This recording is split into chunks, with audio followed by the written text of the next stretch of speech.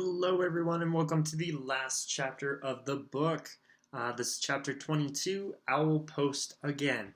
When we last left off, Buckbeak and Sirius Black were flying to freedom, and now Harry and Hermione have a bit of a deadline. Harry! Hermione was tugging at his sleeve, staring at her watch. We've got exactly 10 minutes to get back down to the hospital wing without anybody seeing us, but before Dumbledore locks the door. Oh, okay, said Harry, wrenching his gaze from the sky. Let's go. They slipped through the doorway behind them and down a tightly spiraling stone staircase. As they reached the bottom of it, they heard voices. They flattened themselves against the wall and listened. It sounded like Fudge and Snape. They were walking quickly along the corridor at the foot of the staircase.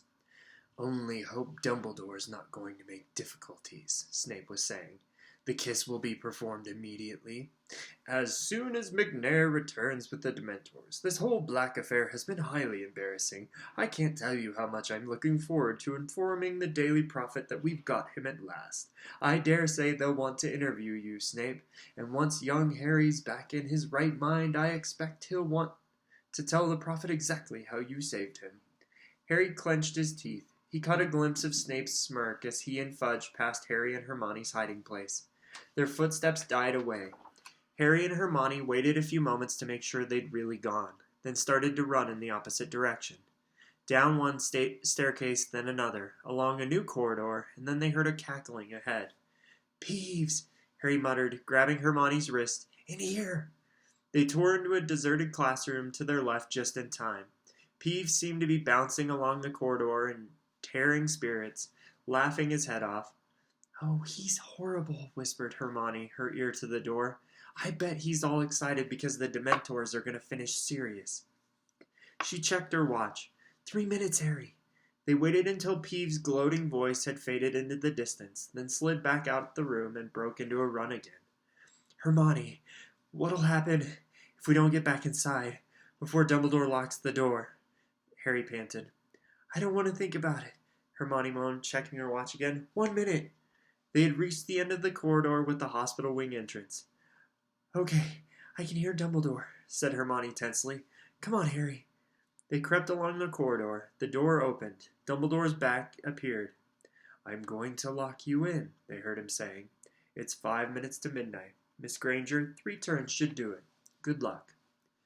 Dumbledore backed out of the room, closed the door, and took out his wand to magically lock it. Panicking, Harry and Hermione ran forwards.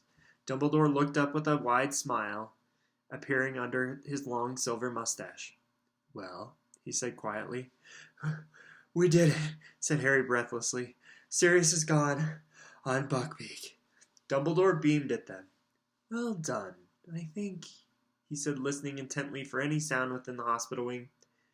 Yes, I think you've gone too. Get inside, I'll lock you in. Harry and Hermione slipped back inside the dormitory. It was empty except for Ron, who was still lying motionless in the end bed. As the lock clicked behind them, Harry and Hermione crept back to their own beds, Hermione tucking the time-turner back under her robes. Next moment, Madame Pomfrey came striding back out of her office.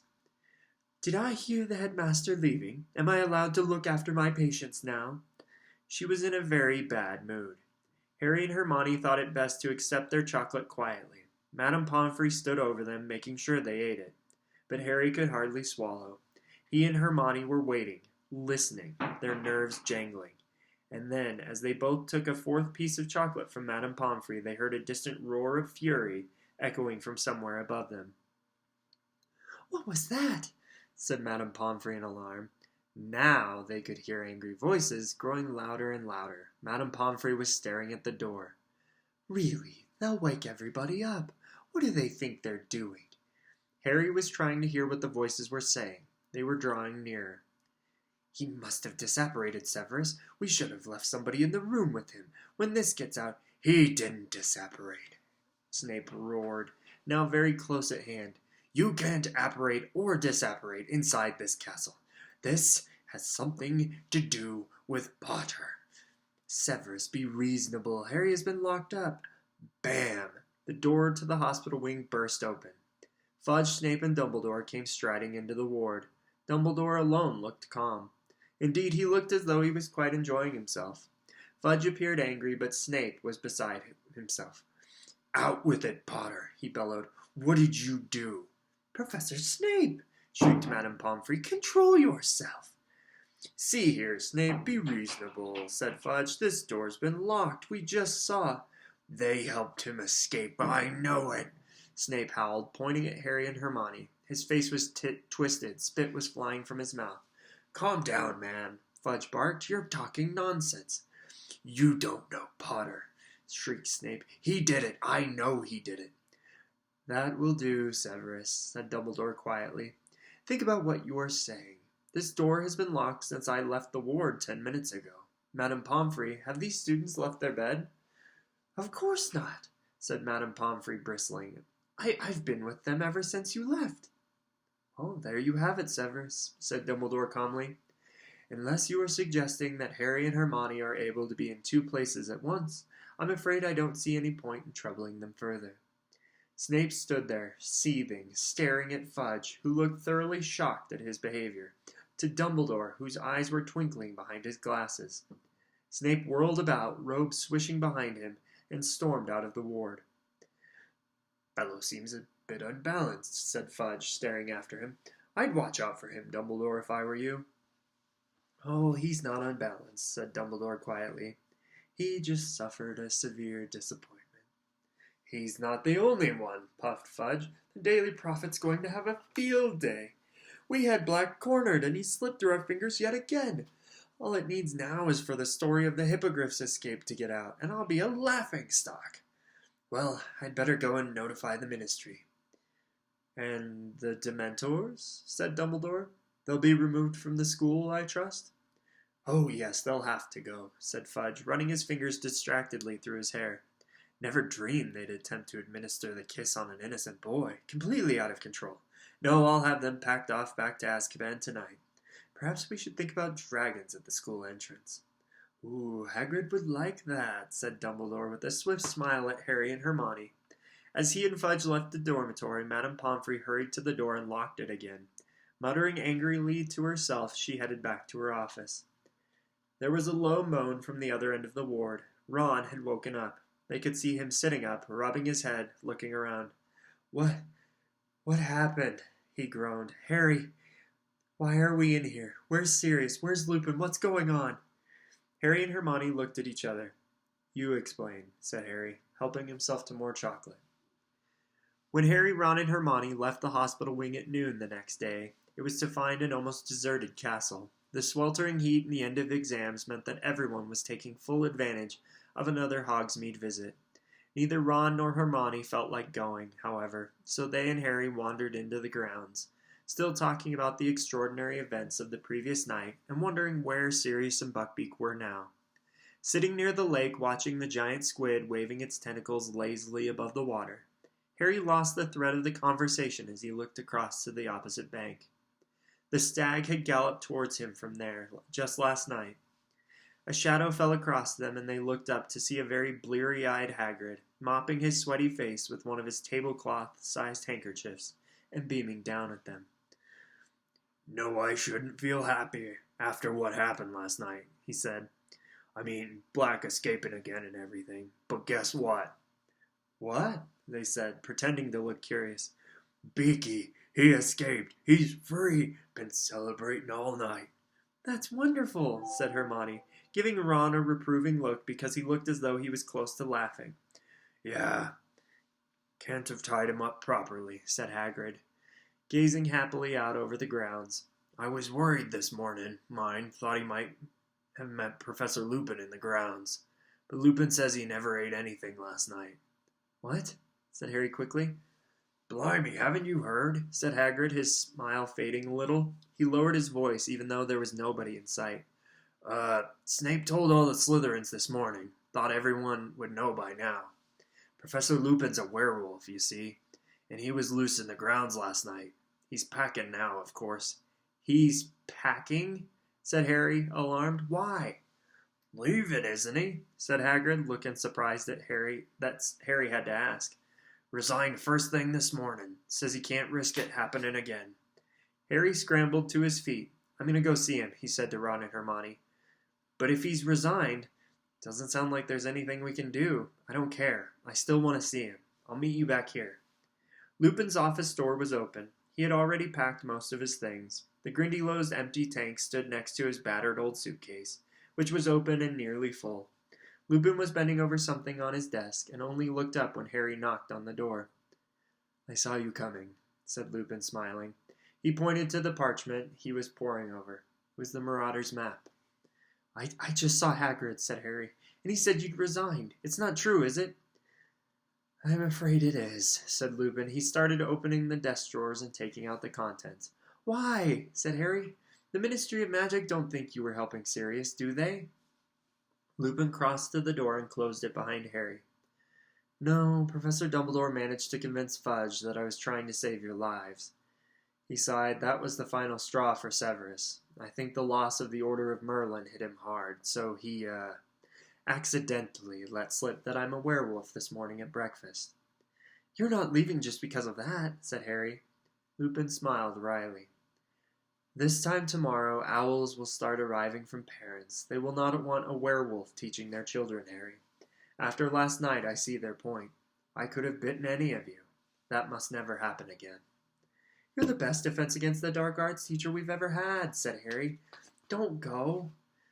Lupin shook his head and didn't speak. He carried on emptying his drawers. Then, while Harry was trying to look for a good argument to make for him to stay, Lupin said, From what the headmaster told me this morning, you saved a lot of lives last night, Harry. If I'm proud of anything, it's how much you've learned. Tell me about your Patronus. How do you know about that? Said Harry, distracted. What else could have driven the Dementors away? Harry told Lupin what had happened. Then when he'd finished, Lupin was smiling again. Yes, your father was always a stag when he transformed, he said. You guessed right. That's why we called him Prongs.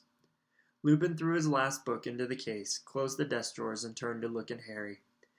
Here, I brought this from the Shrieking Shack last night, he said, handing Harry back the invisibility cloak. And he hesitated, then held out the Marauder's map, too. I am no longer your teacher, so I don't feel guilty about giving this back to you as well. It's of no use to me, and I dare say you, Ron, and Hermione will find some good uses for it. Harry took the map and grinned. You told me Moony, Wormtail, Padfoot, and Prongs would have wanted to lure me out of this school. You said they would have thought that was funny. And so we would have done, said Lupin, now reaching down to close his case. I have no hesitation in saying that James would have been highly disappointed if his son had never found any of the secret passageways out of the castle.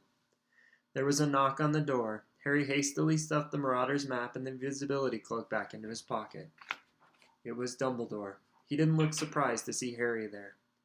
Your carriage is at the gates, Remus, he said. Thank you, Headmaster.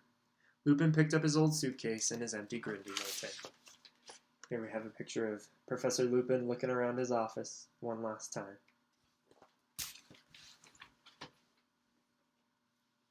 Well, goodbye, Harry, he said, smiling. It's been a real pleasure teaching you. I feel sure we'll meet again sometime. Headmaster, there's no need to see me to the gates. I can manage. Harry had the impression that Lupin wanted to leave as quickly as possible. Goodbye, then, Remus, said Dumbledore somberly.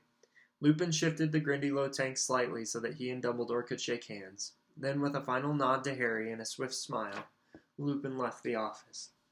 Harry sat down in his vacated chair, staring glumly at the floor. He heard the door close and look up. Dumbledore was still there. Why so miserable, Harry? He said quietly. You should be very proud of yourself after last night. It didn't make any difference, said Harry bitterly. Pettigrew got away. Didn't make any difference, said Dumbledore quietly. It made all the difference in the world, Harry. You helped uncover the truth. You saved an innocent man from a terrible fate. Terrible. Something stirred in Harry's memory.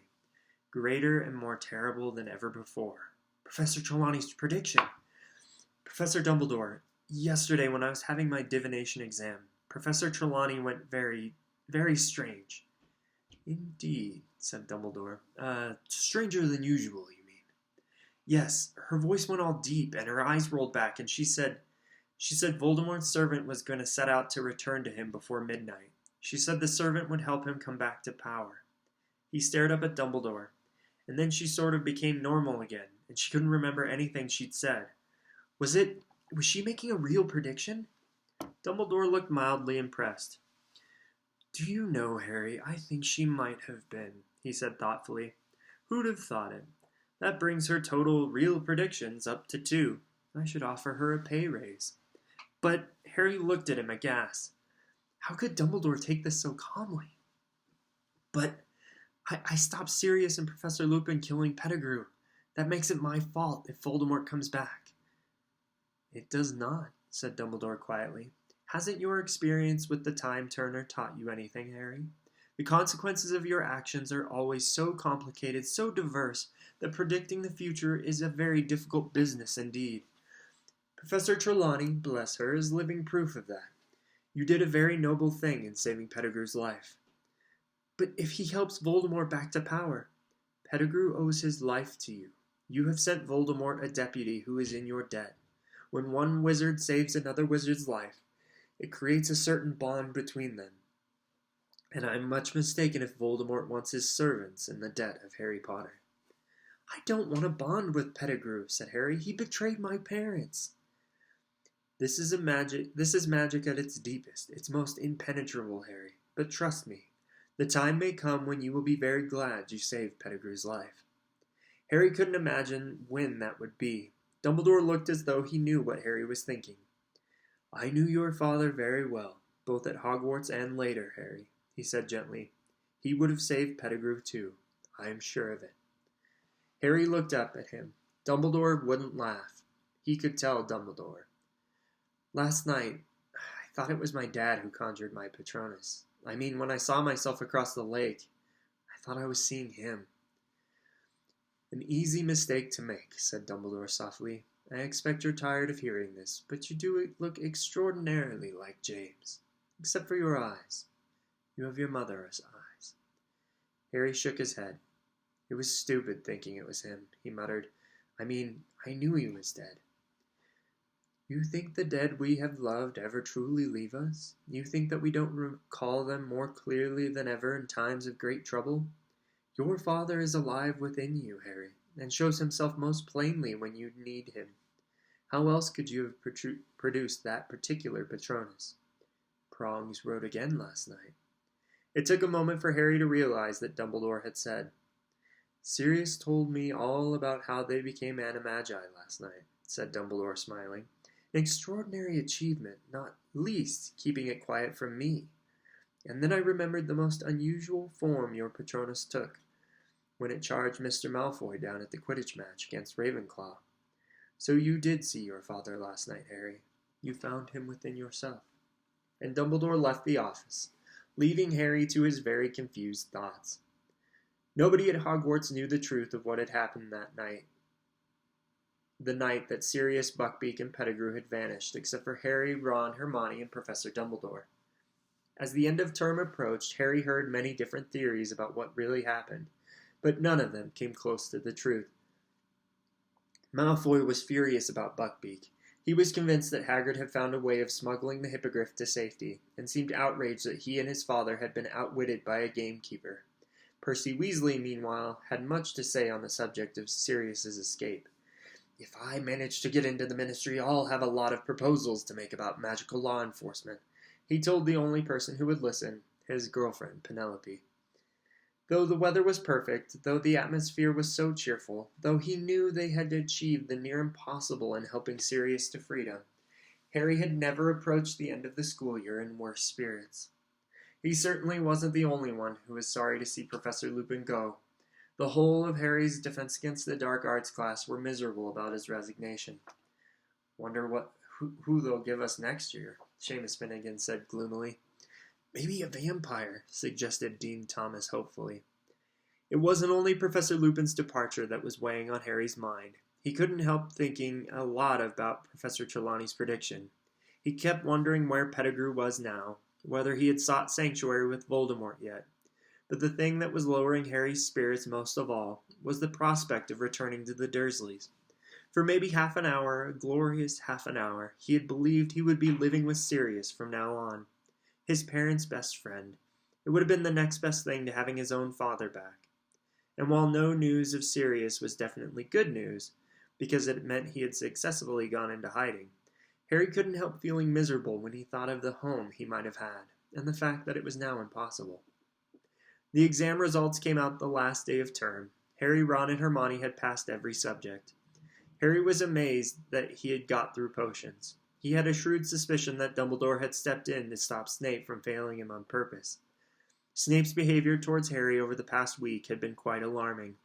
Harry wouldn't have thought it possible that Snape's dislike for him could increase, but it certainly had done. A muscle twitched unpleasantly at the corner of Snape's thin mouth every time he looked at Harry, and he was constantly flexing his fingers, as though itching to place them around Harry's throat. Harry had got his top grade NEWTs. Fred and George had scraped a handful of OWLs each. Gryffindor House, meanwhile, largely thanks to their spectacular performance in the Quidditch Cup, had won the house championship for the third year running. This meant that the end-of-term feast took place amid decorations of scarlet and gold, and that the Gryffindor table was the noisiest of the lot. As everybody celebrated, even Harry managed to forget about the journey back to the Dursleys the next day, as he ate, drank, talked, and laughed with the rest. As the Hogwarts Express pulled out of the station the next morning, Hermione gave Harry and Ron some surprising news. I went to see Professor McGonagall this morning just before breakfast. I've decided to drop Muggle studies. But you passed your exam with 320%, said Ron. I know, sighed Hermione, but I can't stand another year like this one. That time turner, it was driving me mad. I've handed it in. With Muggle studies and divination, I'll be able to have a normal timetable again. I still can't believe you didn't tell us about it, said Ron grumpily. We're supposed to be your friends. I promised I wouldn't tell anyone, said Hermione severely. She looked around at Harry, who was watching Hogwarts disappear from view behind a mountain. 2 whole months before he'd see it again. Oh, cheer up, said Hermione. Sadly, I'm okay, said Harry quickly. Just thinking about the holidays. Yeah, I've been thinking about them too, said Ron. Harry, you've got to come and stay with us. I'll fix it up with Mom and Dad, then I'll call you. I know how to use a Felietone now. A telephone, Ron, said Hermione. Honestly, you should take Muggle studies next year. Ron ignored her. It's the Quidditch World Cup this summer. How about it, Harry? Come and stay, and we'll go see it. Dad can usually get tickets from work.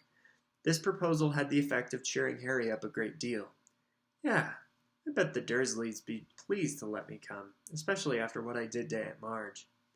Feeling considerably more cheerful, Harry joined Ron and Hermione in several games of Exploding Snap, and when the witch with the tea trolley arrived, he bought himself a very large lunch, though nothing with chocolate in it.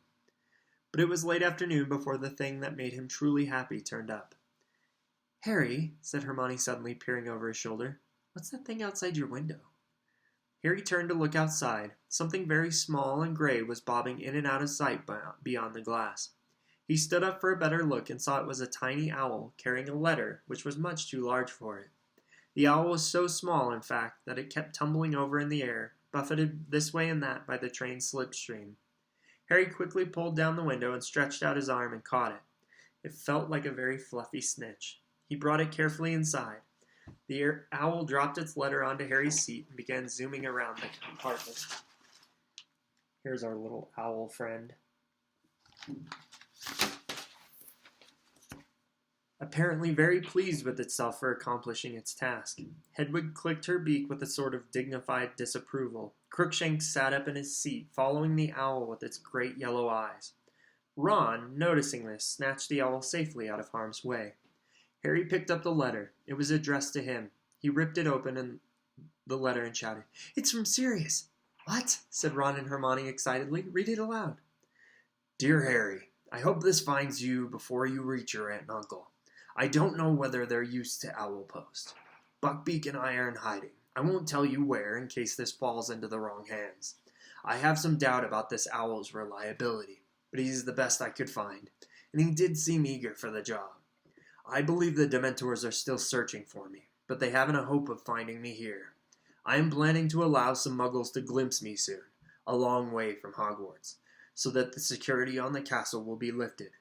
There is something I never got around to telling you during our brief meeting. It was I who sent you the firebolt." "Ha!" said Hermione triumphantly. "See, I told you it was from him." Yeah, but he didn't jinx it, had he? Said Ron. Ouch!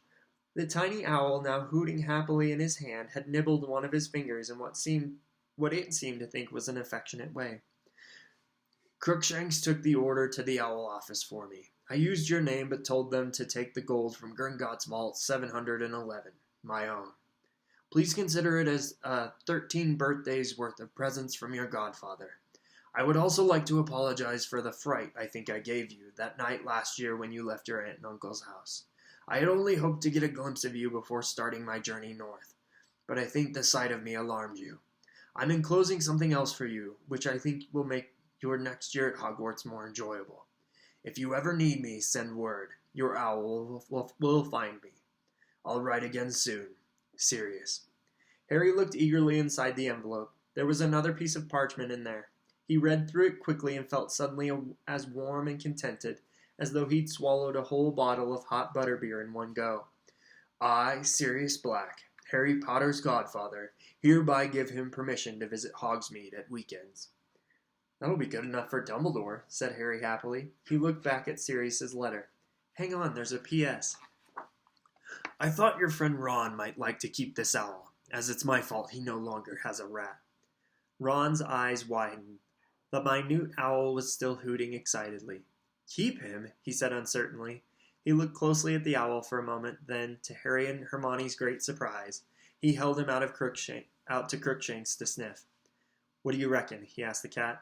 Definitely an owl? Crookshanks purred. Well, that's good enough for me, said Ron happily. He mine. Harry read and reread the letter from Sirius all the way back into King's Cross Station. It was still clutched tightly in his hand as Ron, and Hermione stepped back through the barrier of platform 9 3/4. Harry spotted Uncle Vernon at once. He was standing a good distance from Mr. and Mrs. Weasley, eyeing them suspiciously. And when Mrs. Weasley hugged Harry in greeting, his worst suspicions about them seemed confirmed. I'll call you about the World Cup, Ron yelled after Harry, as Harry bid him and Hermione goodbye, then wheeled the trolley bearing his trunk and Hedwig's cage towards Uncle Vernon, who greeted him in his usual fashion. What's that? He snarled, staring at the envelope Harry was still clutching in his hands. Is it another form for me to sign? You've got another. It's not, said Harry cheerfully. It's a letter from my godfather. Godfather? Spluttered Uncle Vernon. You haven't got a godfather. Yes, I have, said Harry brightly. He was my mom and dad's best friend. He's a convicted murderer, but he's broken out of wizard prison and he's on the run. He likes to keep in touch with me, though. Keep up with my news. Check that I'm happy. And grinning broadly at the look of horror on Uncle Vernon's face, Harry set off towards the station exit, Hedwig rattling along in front of him, for what looked like the best summer he'd ever had. And that is where we're going to end today. This is the end of Harry Potter and the Prisoner of Azkaban. Tomorrow we will pick up with Harry Potter and the Goblet of Fire. I will see you all in the next video. Goodbye.